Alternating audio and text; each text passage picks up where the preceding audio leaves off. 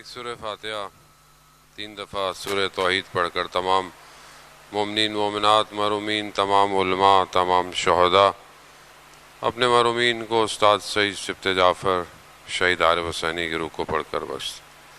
بسم اللہ الرحمن الرحیم۔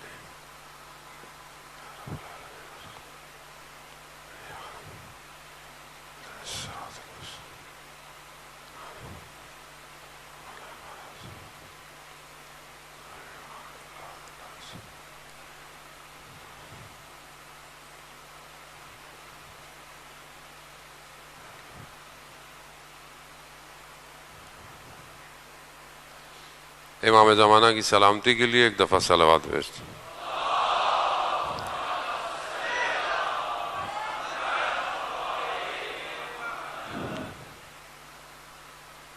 لا حول ولا قوة الا باللہ العلی العظیم۔ حسبنا اللہ ونعم الوکیل نعم المولا ونعم النصیر۔ اعوذ باللہ من الشیطان الرجیم، بسم اللہ الرحمن الرحیم۔ الحمد للہ الذی یؤمن الخائفین وَيُنَجِّي الصَّالِحِينَ وَيَزَعُ الْمُسْتَكْبِرِينَ وَيُهْلِكُ مُلُوكًا وَيَسْتَخْلِفُ آخَرِينَ۔ والصلاة والسلام على رسول الثقلين محبوب رب المشرقين والمغربين جد الحسن والحسين نبينا سيدنا ابو القاسم محمد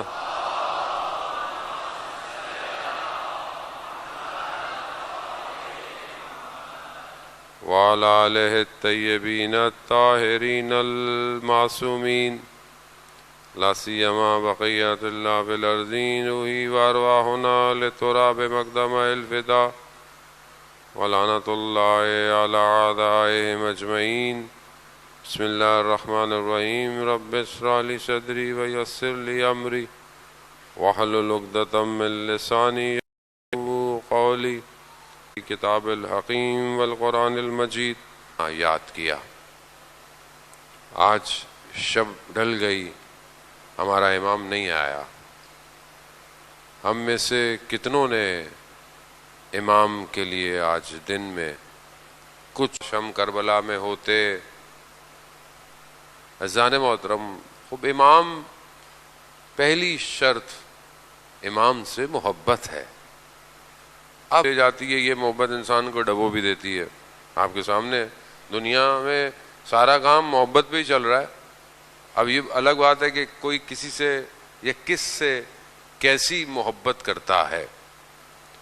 کل میں نے آپ کی خدمت میں عرض کیا کہ انسان کا قلب جو ہے وہ اتنا وسیع ہو سکتا ہے کہ اس میں کوئی اور نہیں، صرف خدا سمویا جائے۔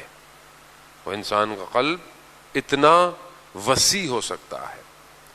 وہ اسی لیے آیت اللہ قاضی طباطبائی رضوان اللہ تعالی علیہ فرماتے تھے کہ یہ تمہارا جو دل ہے، قلب، یہ صرف خدا کا ہے۔ اور آپ دونوں بیٹھ جاؤ بیٹا، ٹینشن نہیں لو۔ اللہم صلی علی محمد وعلی محمد۔ مجھے ڈسٹریکشن ہوتی ہے، میرے ساتھ میں کوئی کھڑا ہوا ہو، میری مجبوری ہے۔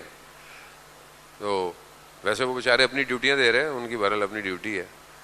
تو آیت اللہ قاضی دیکھیں، سب سے بڑی ڈسٹریکشن یہی ہو گئی، بات ہی بھول گیا آدمی۔ انسان کتنا کمزور ہے، تھوڑی سی دیر میں انسان بات بھول جاتا ہے۔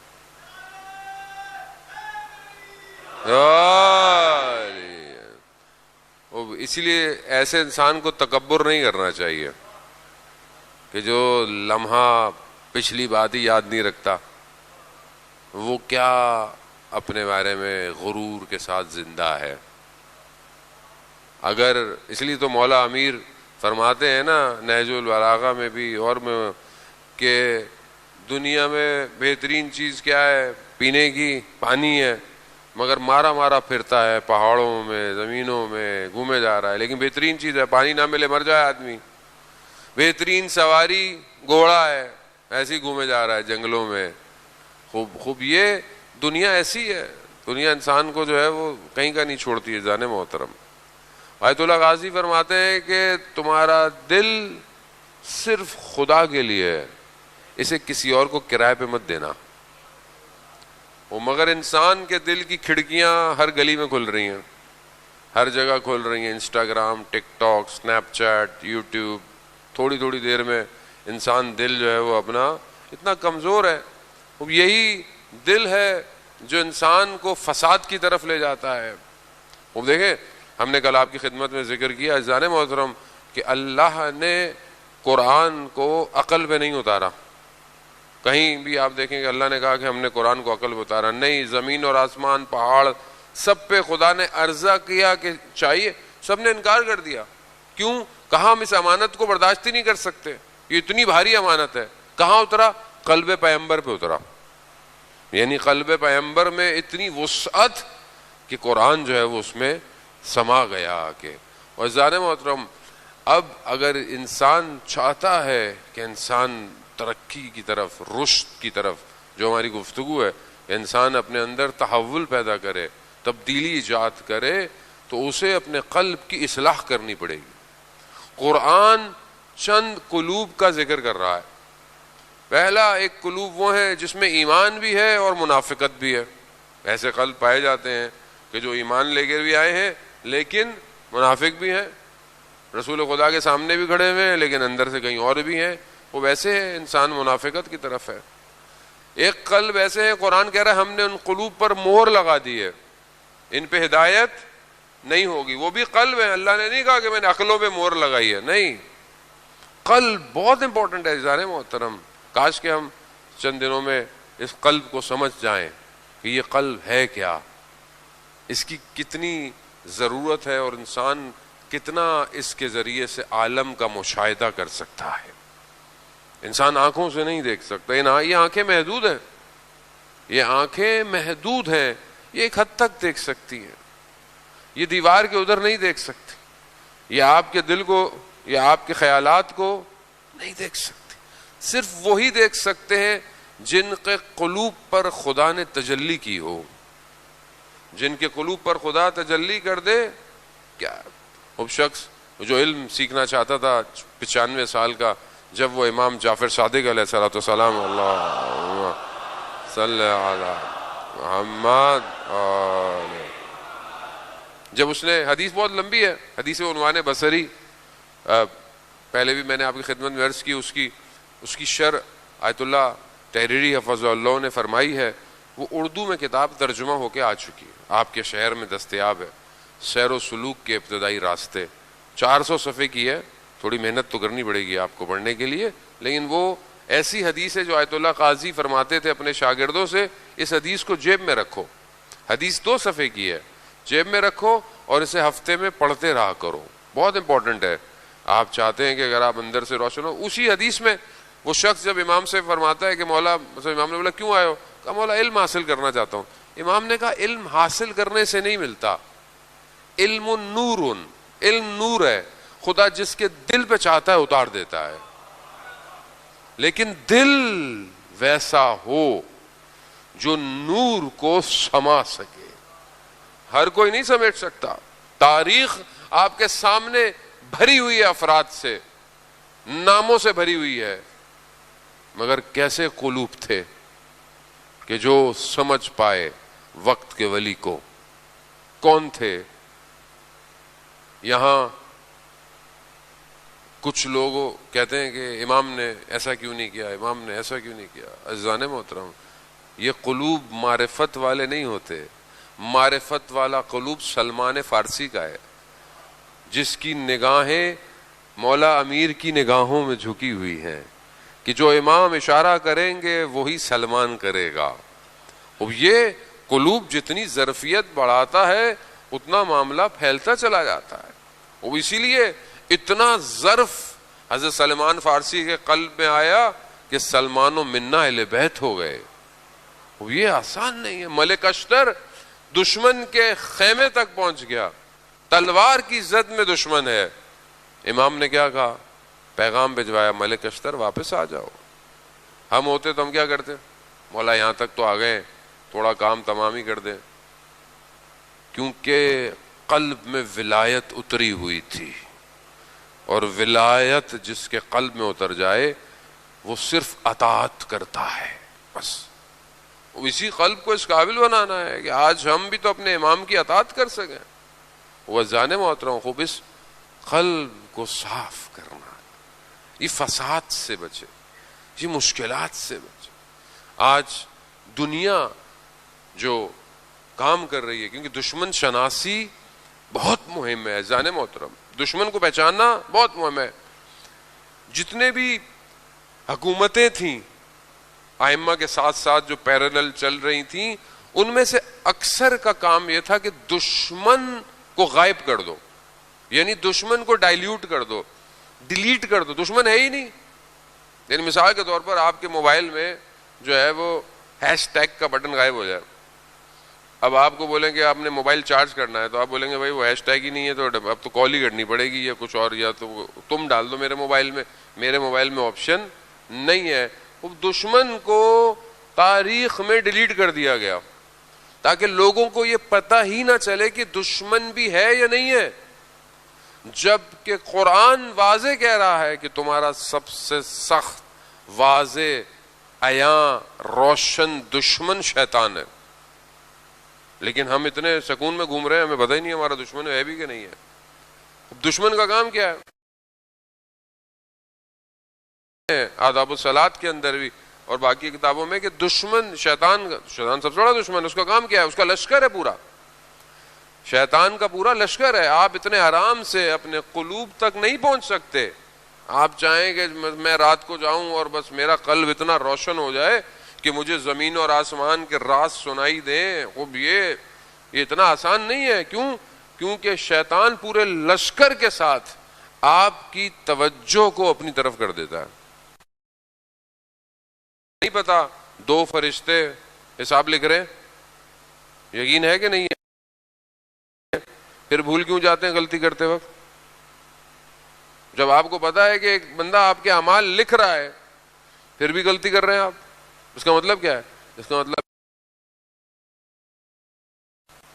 اگر آپ کی توجہ ہو, اعمال لکھے جا رہے ہیں, تو آپ کیا, آپ روڈ پہ جا رہے ہو, پولیس کھڑی ہوئی ہو, کیسے انسان شریف بن جاتا ہے؟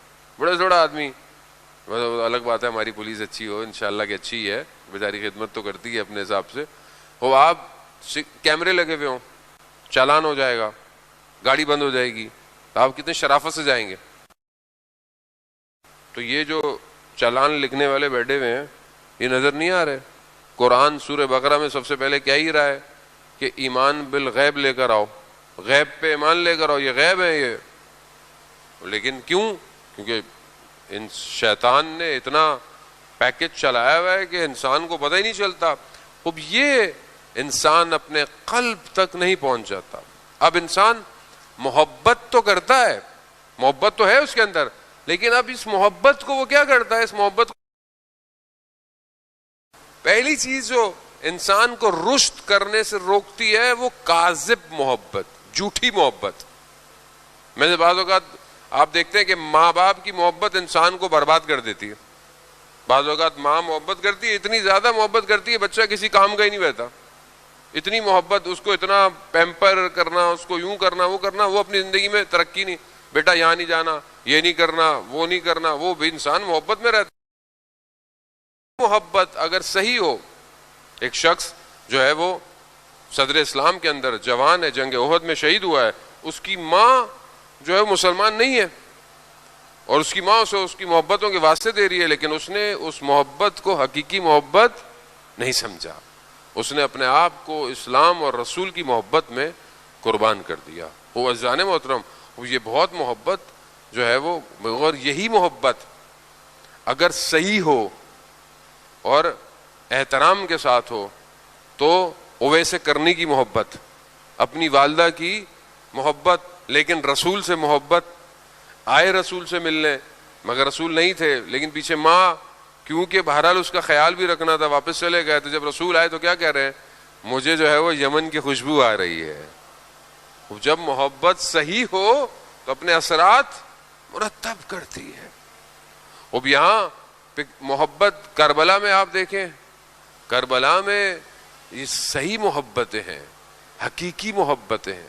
آپ یہ نہیں کہہ سکتے کہ امام حسین کو اپنے بیٹے سے محبت نہیں تھی. مطلب آپ بولیں گے وہ تو امام تھے، مطلب انہوں نے تو بڑے آرام سے اپنا بیٹا دے دیا. ایسا نہیں ہے. امام سے حقیقی محبت تھی جو امام محبت نہیں سکتے. اسی طرح حضرت علی اکبر کو بھی جو اپنے بابا سے محبت تھی وہ حقیقی محبت تھی، لیکن یہ حقیقی محبت کہ جب خالق کا بلاوا آئے تو اپنے آپ کو قربان کرنا پڑتا ہے. یہ حقیقی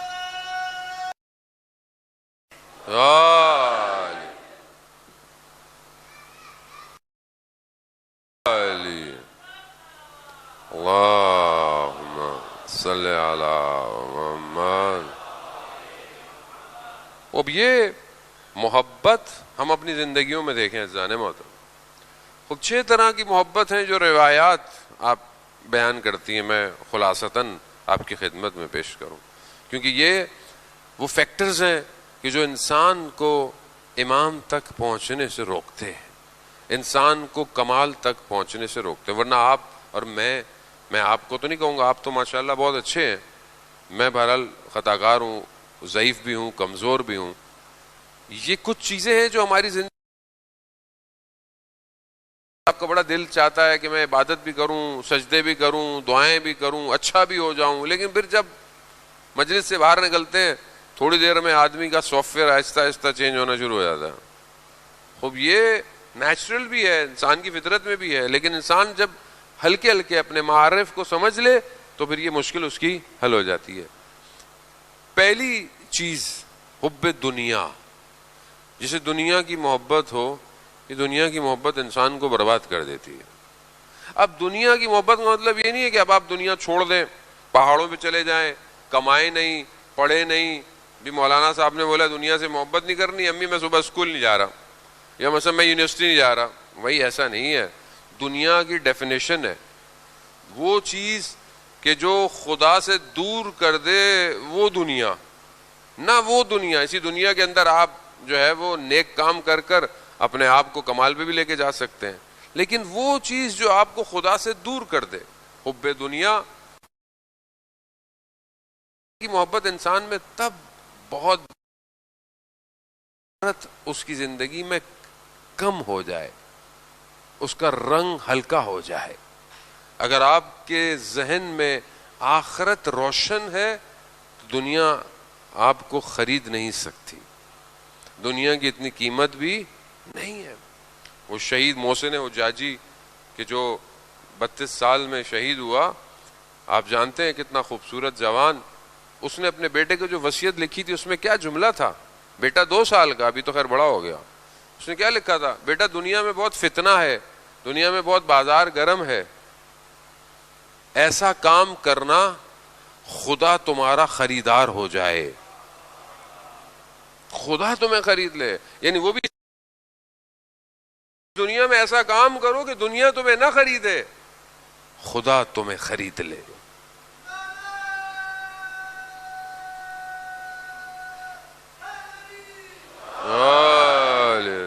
اب یہ اسی دنیا میں ممکن ہے. ایک شخص ہو سکتا ہے کہ وہ سوچے کہ میں جوانوں سے مخاطب ہوں، مثلا میں باہر نہ نکلوں، مولانا صاحب باہر مسائل ہیں، میں یونیورسٹی نہ جاؤں، یونیورسٹی میں بے حجابی ہے. ابھی تو پاکستان کے حالات بہت خراب ہو گئے ہیں، میں تو کافی عرصے کے بعد پاکستان آتا ہوں اور جو سننے میں ملتا ہے ویسے بھی بہت سچویشن جو ہے نا وہ فساد اخلاقی جو ہے وہ بہت زیادہ ہو گیا، بہت زیادہ ہو گیا. اور میڈیا اسی طرح اپنا کردار ادا کر رہا ہے. وہ اب جوان کے لیے سخت ہے، مثلا یونیورسٹی جاتا ہے، کام پہ جاتا ہے، بازار جاتا ہے، عزیزان محترم. مگر اسی سوسائٹی میں اچھے جوان بھی ہیں، اچھی خواتین بھی ہیں، سب کچھ ہے، کیونکہ معاشرہ اچھے لوگوں سے چلتا ہے. معاشرہ یاد رکھیں، معاشرہ کبھی بھی برے لوگوں سے موو نہیں ہو سکتا. معاشرہ اچھے لوگ چلا رہے ہوتے ہیں، شاید آپ کو نظر نہیں آتے لیکن اچھے لوگ ہمیشہ معاشرے میں ہوتے ہیں. وہ اب کیا کریں مولوی صاحب، دنیا یہ تو دنیا ہے، ہم باہر نہ جائیں، ہم کام نہ کریں. نہیں، جائیں، گھر بیٹھے نہ کریں، نہیں، باہر میں کھڑا ہو جو خدا کی طرف ہو. انسان یونیورسٹی میں پڑھے مگر اس میں خوف خدا ہو، اسے دنیا اتنی تیزی سے اپنی طرف نہ کھینچے. وہ اس کی پریکٹس کرنی پڑے گی. آپ وہ پریکٹس کیسے کریں گے؟ آپ مطلب کہاں پریکٹس کریں گے؟ اب آپ مطلب کوئی ٹورنامنٹ کھیلنے جا رہے ہیں، کرکٹ کا، فٹ بال کا، کسی بھی چیز کا، تو آپ کیا فوراً پیڈ اٹھاتے ہیں چلے جاتے ہیں؟ پہلے پریکٹس کرتے ہیں، پریکٹس میچ ہوتے ہیں، کیمپ لگتا ہے خوب، اس کے بعد آتے ہیں ٹورنامنٹ پہ یا کوئی بھی میچ ہوتا ہے خوب. آپ اگر بغیر پریکٹس کے بازار میں جائیں گے تو آپ ہر نگاہ پہ گر جائیں گے. تو کہاں پریکٹس کروں؟ عزیزان محترم، کوئی اور جگہ نہیں ہے سوائے مصلی کے جو آپ کو پریکٹس دے سکتا ہے. کوئی نہیں سکتا. دنیا میڈیٹیشن کرواتی ہے کہ آپ ایسے بیٹھے ہیں، ٹھیک ہے، ایکسرسائزز ہیں، سب کچھ ہے، لیکن اصل میڈیٹیشن مصلی ہے، اور وہ بھی توجہ کے ساتھ. مطلب جس کا قلب خدا کے آگے حاضر ہو جائے اور جس کے رکوع اور سجود اپنے خالق کے آگے ہوں، اس کا ذہن خالی. پریکٹس کیا ہے؟ ذہن خالی کر کر اللہ اکبر کرے. اور رات کی تاریکی میں جو موقع ملتا ہے نا سجدے کا، وہ دن میں نہیں ہے. رات کو کوئی نہیں دیکھ رہا ہوتا سوائے خدا اور اس کے ملائکہ کے. اب یہ جو پریکٹس ہے، یہ جو جتنی آپ پریکٹس کریں گے اتنا آپ دن میں کامیابی سے زندگی گزاریں گے. اور یہ میں نہیں کہہ رہا، روایات ہیں. امام جعفر صادق علیہ الصلوۃ والسلام ارشاد فرماتے ہیں،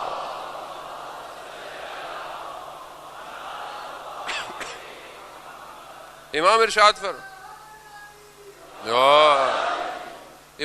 فرماتے ہیں اگر تم چاہتے ہو اپنے چہرے کا نور تو تہجد کی نماز پڑھا کرو. آیت اللہ کشمیری فرماتے تھے اگر تمہیں دین چاہیے تو تہجد پڑھو، دنیا چاہیے تو تہجد پڑھو، آخرت چاہیے تو بھی تہجد پڑھو. خوب ظاہر ہے ایک عبادت آپ کو خدا یعنی خالق اور مخلوق کے درمیان بغیر کسی غرض کے. خوب یہ حب دنیا پہلی محبت. دوسری ریاست کی حب، یعنی ریاست یعنی انسان کو ایک کرسی چاہیے، ایک ڈیزگنیشن چاہیے، ایک پوسٹ چاہیے. اب انسان جتنی بڑی پوسٹیں بڑھاتا رہتا ہے انسان بربادی کی طرف جاتا رہتا ہے.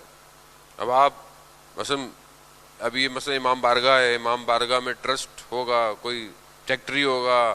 اب یہ انسان کو پوسٹیں، بعض اوقات انسان اپنے کام کو بھول جاتا ہے.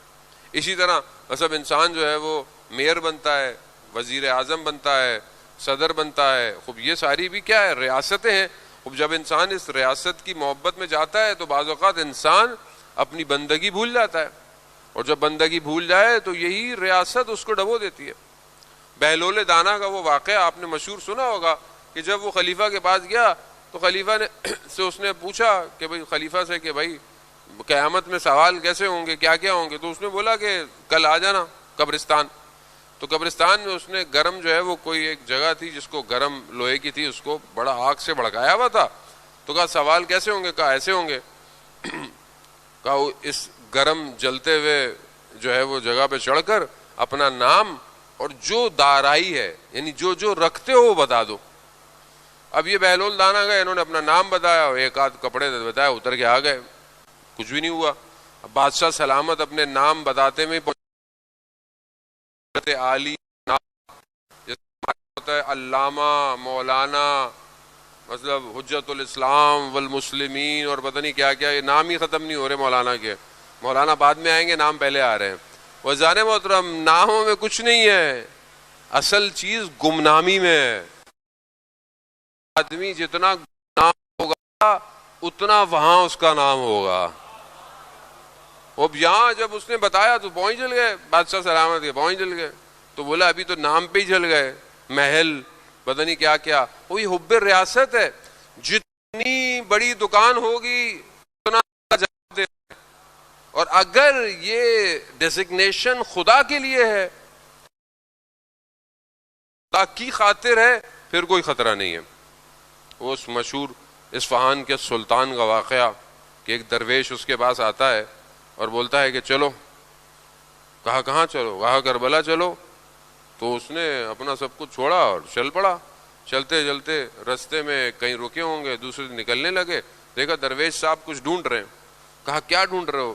کہا وہ میرا کاسا جو تھا وہ کھو گیا ہے. تو کہا تو کیا ہو گیا؟ ہم کھو گیا تو کھو گیا, چلو کربلا جانے. کر نہیں میں اس کے بغیر جا نہیں سکتا. کہا کیوں؟ کہا میں اسی میں کھاتا ہوں پیتا ہوں یہ وہ سارے کام. کہا بندہ خدا, میں اپنی پوری سلطنت چھوڑ کے آ گیا, تم سے کاسا نہیں چھوڑا جا رہا. اس کا مطلب کیا ہے؟ یعنی حب محبت جو ہے وہ ہر بندے کی الگ ہے. آپ یہ نہیں کہہ سکتے کہ فلانی پوسٹ پر ہے تو نہیں. ہر آدمی اپنی ڈیزگنیشن پر محبت رکھتا ہے. مجھے محبت ہے بھئی, یہاں پہ میں مجلس پڑھ رہا ہوں مجھے محبت ہے بھئی, یہاں کوئی اور پڑھنے میں اجازت دوں گا کیا؟ وہ یہی تو ہے, پتہ چل جائے گا آدمی کو. آپ کو مجھے بول دیں 15 منٹ آپ نہیں پڑھیں گے, اگر خدا کے لیے ہے بولوں آپ کی مرضی ہے, آپ کسی سے پڑھائیں. لیکن اگر اپنی ذات کے لیے ہے تو عزیزان محترم انسان برباد ہو جاتا ہے. بہت خطرناک ہے. حب الریاسہ, ریاست کی محبت خطرناک. اور ہر بندے کی ریاست الگ ہے. میں آیا لوگ کھڑے نہیں ہوئے, حب الریاست. میں آیا لوگوں نے میرے ہاتھ نہیں چومے, حب الریاست. خطرناک ہے. یہ انسان کو دیمک کی طرح اندر سے کھا جاتی ہے.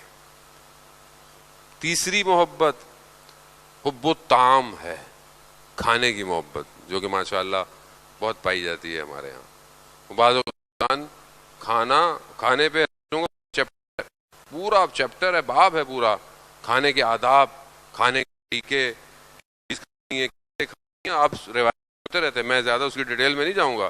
لیکن انسان بعض اوقات کھانے کی وجہ سے بھی انسان برباد کی طرف. اس لیے امیر فرماتے ہیں تمہارے شکم کتنے جانوروں کے قبرستان ہیں. اور اگر انسان اس لیے کھائے کہ یہ کھا کے انرجی پیدا ہوگی اور میں خدا کی بندگی کروں گا, تو پھر اس کا یہ کھانا بھی عبادت میں شمار ہو جاتا ہے. وہ یہ اگر انسان کھائے اور گناہ کرے استغفر اللہ, تو انسان کیسے اس کھانے ہوئی چیز کا جواب دے گا؟ چوتھی محبت جو ہے وہ نوم, یعنی سونے سے محبت. انسان کو سونے سے محبت ہوتی ہے. انسان سوتا ہے, نیند سے بڑی محبت ہوتی ہے انسان کو. انسان کو نیند آ رہی ہو, انسان مرتا ہے. لیکن اسلام کہتا ہے کہ سونے کے اوقات ہیں. ہم نے رات تمہارے لیے آرام کی بنائی, دن تمہارے لیے کام کا بنایا. تو انسان کو بہرحال اپنی نیند, کیونکہ یہ محبت جو ہے یہ انسان کو کئی چیزوں سے غافل کر دیتی ہے. آپ سوچیں نا, نیند کتنی پیاری ہے, کتنی پیاری نیند ہوتی ہے. آپ یہاں سے ساری رات جاگتے رہیں, 2-3 بجے گھر پہنچے اور جو ہے وہ 4:40 4:48 پہ فجر کی نماز ہے. اب آپ 3:30 بجے گر گئے, اب کیسے اٹھے؟ جاگا جا نہیں رہا, اٹھا جا نہیں رہا. یہ کیا ہے؟ محبت. نیند سے محبت ہے عزیزان محترم. لیکن جسے خدا سے محبت ہو وہ اپنی نیند کے خود ہی الارم لگاتا ہے. گھڑیوں کے الارم اسے نہیں اٹھاتے, 10 اٹھا لیں, لوگ ہل نہیں رہتے. اب یہ انٹرنل اپڈیٹ, آپ کو سافٹ ویئر اپڈیٹ کرنا ہے کہ مجھے اگر میری نیند گہری ہے تو میں جلدی سوؤں, اگر مجھ سے اٹھا نہیں جاتا تو میں ٹائم پہ سوؤں.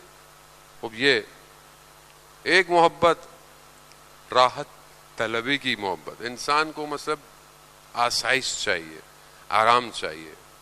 اب دیکھ لیں کئی لوگ کربلا میں نہیں آئے. کیوں نہیں آئے؟ ان کو راحت, وہ اپنی جان نہیں دے سکتے. عبید اللہ ابن حور جوفی وہ مال دے رہا ہے امام کو مگر جان نہیں دے رہا, نہیں آیا. حب دنیا عمر ابن سعد لعنت اللہ نہیں آیا, ریاست کی وجہ سے نہیں آیا. کچھ لوگ کربلا میں کھجور کی وجہ سے آئے.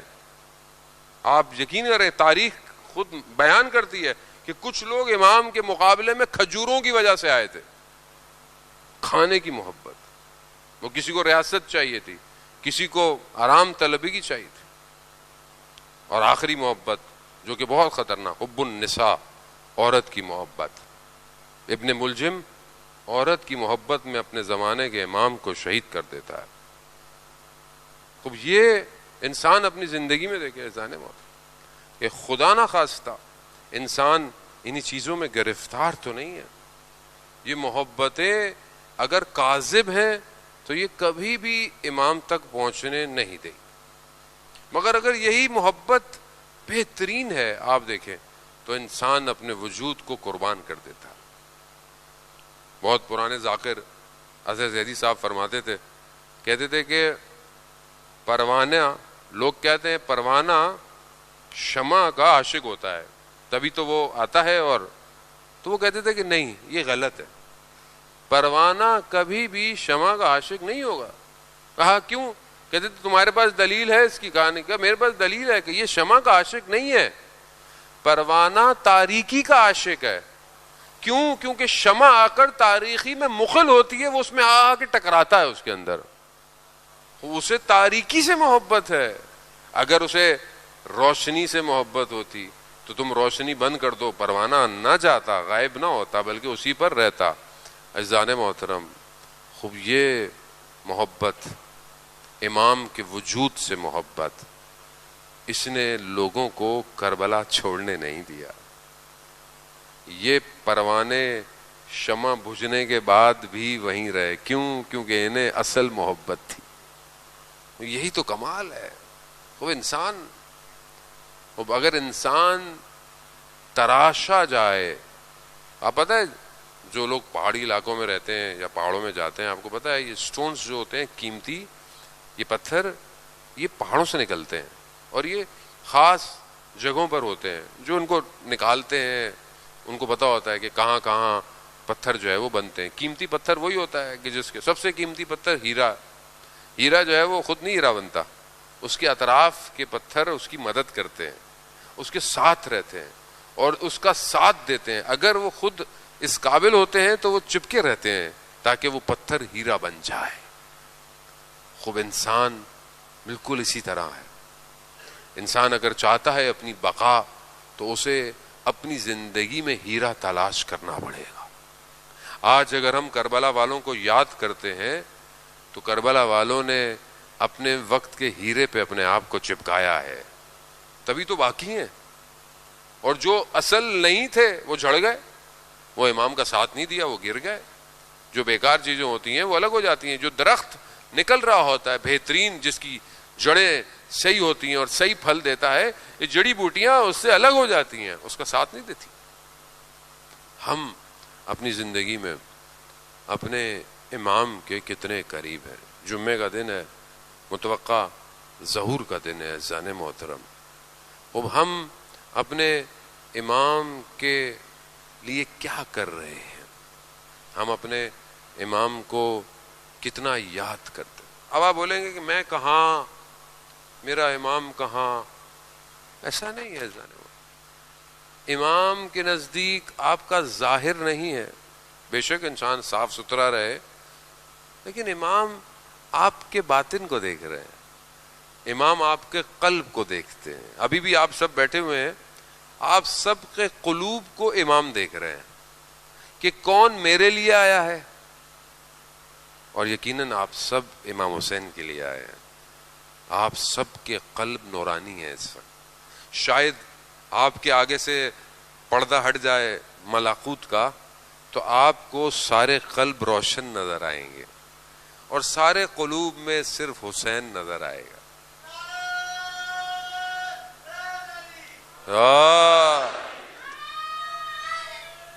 یا علی خوب ظاہر.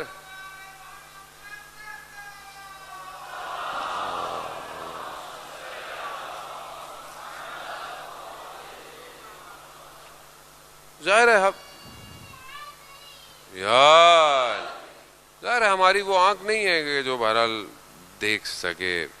جیسے آیت اللہ عظمہ بہجت رضوان اللہ تعالیٰ علیہ انسان کو بہرحال جو اس کی حقیقت تھی اس کو دیکھ لیتے. اور ایسے اولیاء خدا ہر زمانے میں ایسے اولیاء خدا ہوتے ہیں جو انسان کی حقیقت دیکھتے. انسان ایسے لوگ آپ ہوتے ہیں کہ کیسے ان کو پتہ چل جاتا ہے کہ مثلا آپ کیا کر کے آئے ہیں, آپ نے پہلے کیا کیا ہے.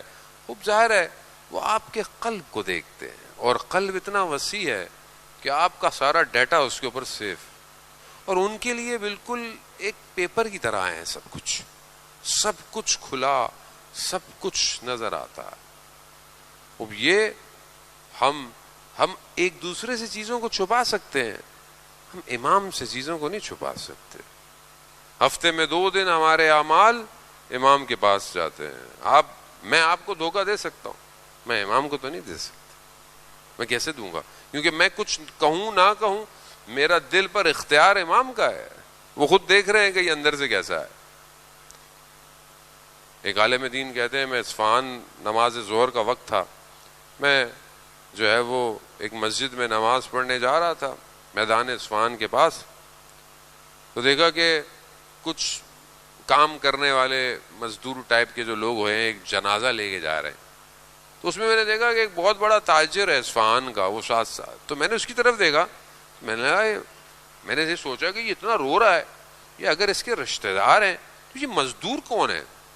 اور اگر یہ مزدوروں کا جنازہ ہے, کام کرنے والوں کا ہے, بڑی عجیب سی حالت ہے ان لوگوں کی. تو میں نے کہا یہ خود کیا کر رہے ہیں؟ ابھی میرے ذہن میں یہ خیال ہی آیا. تو تاجر نے مجھے کہا کہ شیخ جنازہ میں نہیں چلو گے اولیاء خدا کے؟ میں عجیب سا ہو گیا, میں نے کہا پتہ نہیں کس کا. میں ساتھ چل پڑا. وہ بالکل اصفہان میں جو غسل خانے کی جگہ تھی بہت دور تھی, کہہ رہا وہاں لے گا. میں تھک بھی گیا. تو میرے اندر خیال آیا, میں نے کیا ان کی بات مان لی. اول وقت نماز بھی چلی گئی, جماعت بھی چلا گیا, پتہ نہیں کس کا جنازہ ہے یہ. تبھی میں سوچ رہا تھا تو تاجر نے بولا پوچھو گے نہیں جنازہ کس کا ہے؟ میں نے کہا نہیں کس کا ہے. کہا کہ یہ پچھلے سال میں حج پہ جا رہا تھا, تو میں جب کربلا پہنچا تو جو میرے پاس بکسا تھا جس میں میرا سارا مال اور پیسے سب کچھ تھا وہ چوری ہو گیا. تو میں عجیب سا ہو گیا کہ میں اتنا دور آیا ہوں, آگے حج پہ جانا ہے, اور میرے پاس مال بھی تھا. تو بڑا دل میرا اداس ہوا, اور اسی حالت میں بڑا شکستہ کہ میں اب کیا کروں, کس سے کہوں, کسی کو جانتا بھی نہیں کربلا میں. اسی حالت میں میں کوفہ چلا گیا. مسجد کوفہ جا رہا تھا سر جھکائے, تو میں نے دیکھا کہ ایک سواری آئی. سواری اتنی ہیبت اور جلال میں تھی کہ مجھے پتہ چل گیا کہ امام زمانہ کی سواری ہے. جیسی گزری تو امام نے مجھ سے پوچھا کہ کیا بات ہے, کیوں اتنے اداس لگ رہے ہو؟ تو میں نے کہا نہیں مولا, سفر کی تھکاوٹ ہے, تھکا ہوا ہوں. امام نے کہا اچھا بھائی یہی بات ہے, کوئی اور بات نہیں ہے؟ تو پھر میں نے کہا نہیں مولا, مال چوری ہو گیا ہے, میں حج پہ کیسے جاؤں؟ تو کہا امام نے وہاں پر آواز دی, ہالو ہالو. اچانک سے دیکھا اصفہان میں کام کرنے والا شخص, کام کرنے والا, میں نے اس کو دیکھا تو میں نے کہا یہ تو وہی لگتا ہے مجھے, لیکن میں کچھ بولا نہیں. تو امام نے کہا کہ جاؤ اس کا جو سامان چوری ہو گیا وہ لے کر آؤ, اور اس کو مکہ لے کر جاؤ. اچانک سے امام کی سواری غائب ہو گئی. اس نے مجھے بولا فلانی جگہ پہ آنا, تمہارا مال مل جائے گا. میں وہاں گیا, میرا سارا مال, کہا تالا کھول کے دیکھ لو کوئی کمی تو نہیں ہے. میں نے دیکھا کوئی کمی نہیں ہے. کہا اس کو سنبھال کے رکھ کے آؤ, فلانی جگہ آنا, میں تمہیں مکہ لے جاؤں گا. وہ مجھے مکہ کے قریب لے گیا اچانک سے, قدم بڑھاتے ہی. کہا حج کرو, واپس یہیں آنا, اور اگر تمہارے کچھ جاننے والے پوچھے تو بولنا میں کسی شارٹ رستے سے آیا تھا, بتانا نہیں کسی کو. کہا اس نے مجھے واپس چھوڑا. جب مجھے واپس چھوڑنے لگا میں نے کئی دفعہ سوچا کہ میں اس سے پوچھوں کہ تم وہی ہو, لیکن اس کی ہیبت اتنی تھی میں اس سے سوال نہیں کر پایا. لیکن اس نے مجھے جاتے ہوئے کہا کہ دیکھو میں نے تمہارا کام کیا ہے, میرا تمہاری گردن پہ کوئی حق ہے, وہ میں تمہیں بعد میں بتاؤں گا. یہ کہہ کر میں اپنے گھر پہنچا. آپ عمرے زیارت پہ آتے ہیں, لوگ ملنے آتے ہیں. کہا یہ بھی ملنے آیا. تو میں کھڑا ہونے کی کوشش کی, اس نے اشارہ کیا کسی کو نہیں بتانا میں کون ہوں. اس نے کہا کہ دیکھو فلانے دن میں مر جاؤں گا, دن بھی پتا تھا. میرے گھر آنا, میرے بیگ میں ایک بیگ ہے, اس میں میرا کفن اور 8 دھرم رکھے ہوئے ہیں, مجھے دفنا دینا. تو کہا آج وہی دن ہے، یہ اللہ کا ولی تھا اور ہمیں نہیں پتا۔ عزیزان محترم، اللہ کا ولی ہونے کے لیے قلب وسیع کرنا پڑتا ہے، اپنا دل۔ اللہ صلی اللہ۔ عزیزان محترم، میں اس سے زیادہ آپ کے، بہرحال میری کوئی حیثیت بھی نہیں ہے کہ میں آپ کے قلوب کو منور کروں، خدا ہے خود آپ کے میرے دلوں کو منور کرے، اور وہ بھی عشق امام زمانہ سے۔ جس کے دل میں امام کی محبت ہو وہ روشن ہے رات کی تاریکی میں بھی۔ اپنے امام کو یاد کریں عزیزان محترم۔ آج ہم پوری دنیا کو یاد کرتے ہیں، امام کو یاد نہیں کرتے۔ امام وہ گوہر ہے کائنات میں جس کے بغیر کائنات کامل نہیں ہو سکتی۔ امام اصلی وارث ہے عزاداری کا۔ اینا بدم مقتول بے کربلا، کہاں ہے جو کربلا کا بدلہ لے گا؟ وہ اگر ہم چاہتے ہیں کہ ہم کربلا پہنچیں تو اپنے امام کو یاد کریں۔ وہ بڑا آسان سے طریقے ہیں امام کو یاد کرنے کے لیے، جو کہ انشاءاللہ آپ کرتے ہیں۔ حد اقل انسان دعا عہد جو ہے وہ روز پڑھا کرے تاکہ امام کو یاد کیا کرے۔ 2 محرم گزر گئے، شب تیسری ہے۔ 2 محرم کو یہ کارواں کربلا پہنچا ہے۔ بیان آپ نے پہلے بھی میں نے آپ کی خدمت میں بیان کیا کہ 28 رجب کو مدینہ چھوڑا نہیں، چھڑوایا گیا۔ کون چھوڑتا تھا؟ مدینہ جس میں ماں کی یادیں ہوں، وہ شہر چھوڑنا آسان نہیں تھا۔ اس میں نانا کا روزہ ہو، مدینہ چھوڑنا پڑا امام سے۔ کہتے ہیں چھوڑتے وقت بہت گریہ کیا حسین نے، اپنے جد کے روزے پر گریہ کیا۔ سواریاں نکل گئیں، مکہ پہنچے، احرام توڑے، حج کو عمرے سے تبدیل کیا۔ مکہ چھوڑنا بھی امام حسین کے لیے آسان تو نہیں تھا۔ جس کو مکہ جانتا ہو وہ مکہ چھوڑ کے جا رہا ہے۔ جسے پہاڑ جانتے ہوں یہ کون ہے، وہ حسین۔ حج اس کے بغیر کامل نہیں ہوتا، امام کے بغیر حج نہیں ہوتا۔ جانے امام ہر حج پہ امام تشریف لاتے ہیں۔ امام 2 نئے مسلمان ہوئے، میاں بیوی، اور حج پہ گئے۔ پہلی دفعہ گئے، رش تھا، میاں بیوی جدا ہو گئے ایک دوسرے سے۔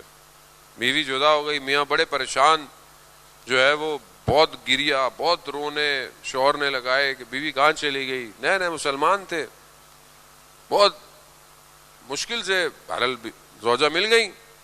زوجہ ملی تو زوجہ نے بتایا کہ کہا کیسے ہو گئے، کہاں ہوئے؟ کہا میں کھو گئی تھی۔ کہا پھر ایک جوان آیا، اس نے مجھے بتایا کہ کہاں وہ تمہارے پاس لے کے آیا یہاں پہ قریب جہاں تم کھڑے تھے، تو میں نے کہا شکریہ کروں تو دیکھا وہ جا چکے تھے۔ کہا کون تھا؟ کہا مگر اس جوان نے ایک کام تمہارے لیے پیغام بھجوایا۔ کیا؟ کہا اس جوان نے تمہارے لیے سلام بھجوایا ہے۔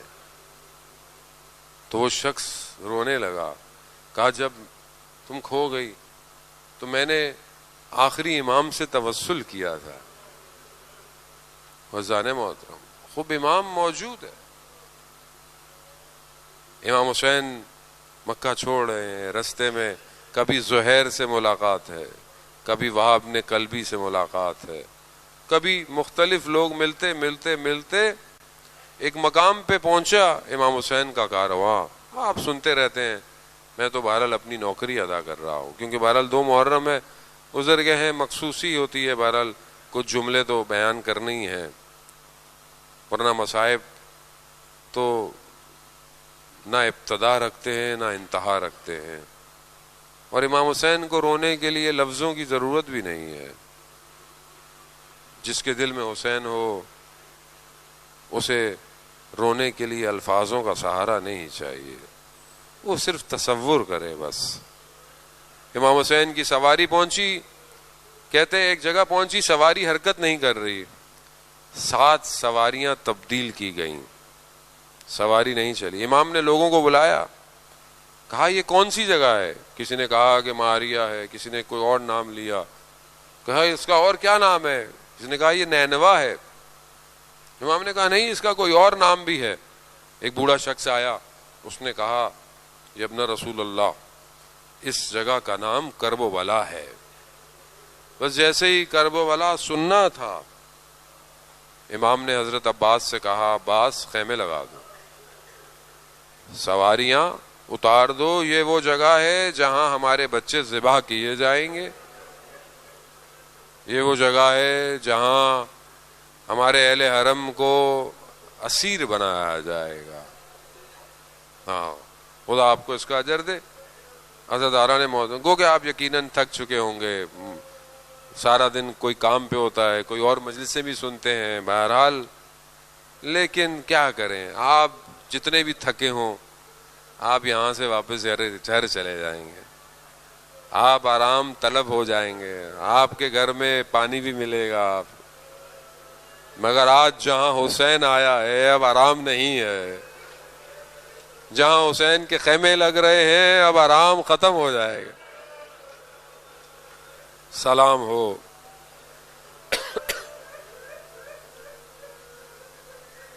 ان ماؤں پر جو اپنے بچوں کو ساتھ لے کر آئیں۔ کہنے والوں نے بہت کہا مولا آپ جا رہے ہیں، ان خواتین بچوں کو تو چھوڑ دیں۔ نہیں، یہ حسین کے بغیر نہیں رہ سکتے۔ عزاداران محترم خیمے لگے، بعض روایات میں بہرحال مختلف کچھ الفاظ آگے پیچھے کر کے مقاتل میں بیان ہوتا ہے کہ بہرحال بی بی زینب اتری ہیں، کہتے ہیں بی بی زینب اتری جب ان کی سواری تو خاک کربلا میں جیسے ہی انہوں نے محسوس کیا تو غش کھا کے گر گئیں۔ حالانکہ اس مقامات پہ چند مقام ہیں جہاں بی بی زینب کو غش آیا، لیکن روز عاشورہ اپنے بھائی کی شہادت کے بعد زینب کو غش نہیں آیا۔ زینب بہت شجاع ہے، مگر یہاں کہتے ہیں بی بی زینب کو غش آیا اور امام حسین سے کہتی ہیں بھیا اس زمین کی مٹی سے خون کی خوشبو آ رہی ہے۔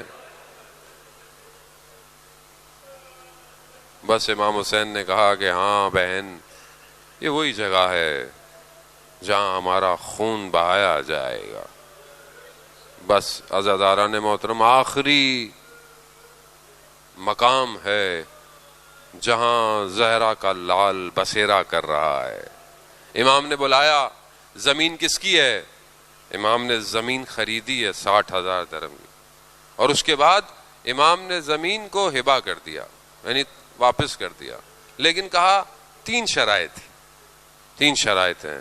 پہلی شرط کیا ہے سنیں گے آپ، کہ جب روز عاشورہ یزید کی فوج چلی جائے ہمارے جنازوں کو دفنا دینا، یہ پہلی شرط ہے۔ میں تمہیں زمین دے رہا ہوں، پہلی شرط۔ عزاداران محترم غربت ہے امام جانتے ہیں دفنانے والا کوئی نہیں ہوگا۔ اللہ اکبر، اللہ اکبر۔